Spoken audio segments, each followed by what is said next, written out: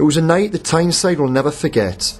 Alan Shearer bid an emotional farewell to his Geordie public in front of a sellout St James's Park crowd for his testimonial match against Celtic. And Big Al was back at Gallowgate this week as he spoke to Newcastle World TV about life after football 1 year on from that unforgettable night. Well, Alan, it's almost a year since that unforgettable night of your testimonial. There's an old saying, that time flies. Has it flown this last 12 months? Oh, it's just incredible. I mean, whoever made that saying up is absolutely right, because I don't know where the year's gone. My plan was to take it easy a little bit, but I think that plan went out the window about 3 or 4 weeks after I retired.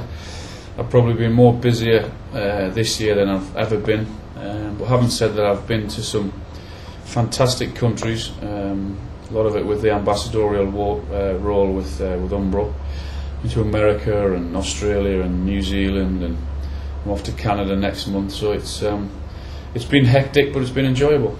Let's go back to that testimonial night. We still get the DVD out and watch it, you know, the scenes with the scarves, the penalty at the end. Is it all a blur? Do you remember it all? Oh, I remember it all without a doubt. It was just such a fantastic evening, and it just went everything that I hoped it would be. It was, and the people turned out in their thousands, and Celtic came and put on a decent game, which I wanted to be a decent game, because I've been involved in testimonials where there've been a jog around, but I think when you're asking people to pay some money to try, and you've got to try and entertain them, and I think the game did, but the atmosphere that night was just fantastic for myself and for my family. One of the important things, I guess, from the testimonial, fantastic night that it was, is that there's a legacy to it, and even now there are still projects and developments that have benefited from all the monies raised that night.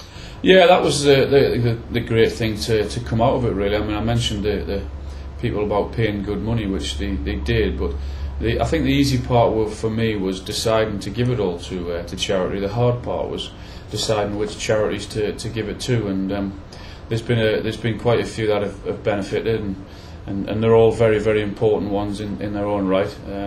St Cuthbert's Care, which I'm due to open very soon, officially open. It's been a fantastic project and worked out every bit as much as I'd wanted to, and there's going to be a lot of people benefit from that. But yeah, there's it's been interesting. I've been around as the charities as many as I can.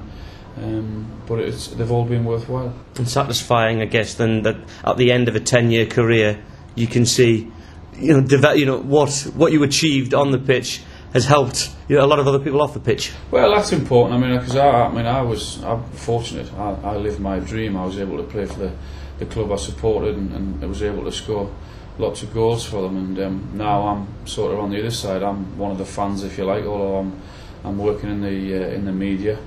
But whenever I can get here, I come and watch the games, and so I'm seeing it from a different perspective. But it was great for me to be able to give something back to the area, because 99% of the money actually stayed in the area, which was very important for me.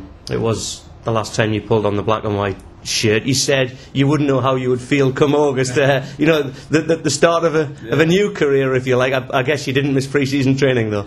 That was the one thing that I didn't miss. I mean, I haven't missed the training. I suppose the thing that you do miss is running out on a Saturday afternoon. You can't never get that buzz back. But everything else, I probably haven't had time to miss, to be honest, because I've been that busy. But yeah, it was an interesting time when the lads came back to pre-season and I was lying on my sunbed with a nice cold beer, so I did remind them of that. A few texts, I guess. One or two. But you mentioned there earlier all the travelling you've done in your role with Umbro. That's taken you to some fantastic places all around the globe, hasn't it? It has, and you'd be amazed at the Newcastle shirts that are they're everywhere. I mean, the number of Geordies that live in Australia I just found was incredible. I mean, I went to Brisbane, to Adelaide, to Sydney, to Melbourne, and the Newcastle shirts out in Australia was just amazing. It really was. And again, I went to New Zealand, and there's Geordies that live out there. I think we just get everywhere, don't we? And South America and these places you've been to as well. I mean, it is. They're everywhere. The black and white shirts, honestly, are just everywhere. It's great to see. They all try and follow Newcastle as much as they can, and it was a good experience when we going out there.